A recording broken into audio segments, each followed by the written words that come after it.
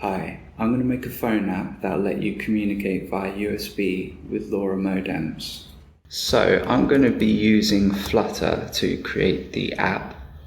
Flutter is a very easy framework for making cross-platform applications. So if you want to work with Flutter, go to the Flutter website and development and learn, and you'll soon get started. So the next thing we're going to want is a package, a library that will let us communicate with a USB port.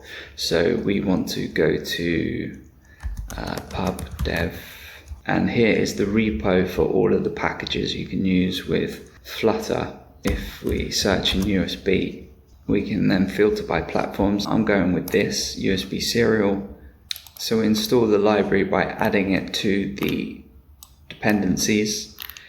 Now if we go to the example tab, they've got an example to get us started, and then we have an API reference. So now I'm going to make a basic app that can detect a USB being connected or disconnected and then send or receive data via that connection. And we're going to need an actual USB device to talk to, so that means doing some shopping. So go to your favorite site that sells electronic bits and bobs, USB-C TTL serial board. We've got quite a few boards available that have a USB-C. This is exactly the type of thing we want. So we've got RX, TX, and we've got a DTR signal, which can be used as an output pin. Next we want some LoRa modules, like this. Now you're just gonna need to make sure you get modules which are on the same frequency range. Okay, so now I need to implement a driver and confirm that the comms work.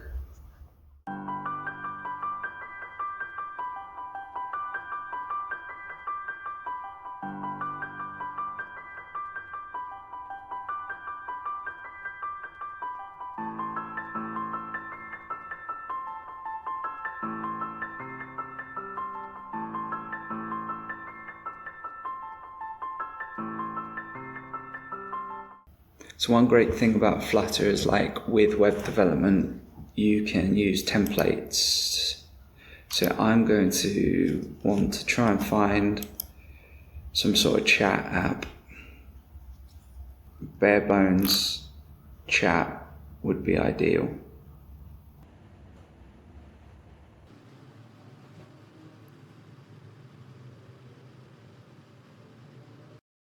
So now we need to put everything together so that we have a working LoRa chat app that will actually be useful.